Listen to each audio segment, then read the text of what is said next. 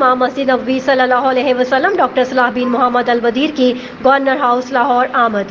Governor Punjab سردار سلیم حیدر خان سے ملاقات۔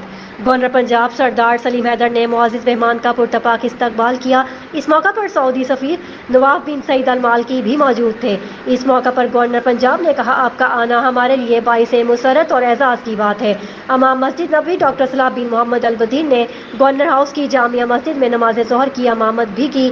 Governor house کے اسٹاف اور عام شہریوں کی بڑی تعداد نے امام مسجد نبوی کی امامت میں نماز ادا کی۔ امام مسجد نبوی ڈاکٹر صلاح بن محمد البدیر نے پاکستان کی سلامتی، خوشحالی اور امت مسلمہ کے اتحاد کے لیے خصوصی دعائیں کی۔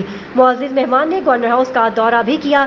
گورنر سردار سلیم حیدر خان نے امام مسجد نبوی ڈاکٹر صلاح بن محمد البدیر کو گورنر ہاؤس کی تاریخی اہمیت کے بارے میں آگاہ کیا۔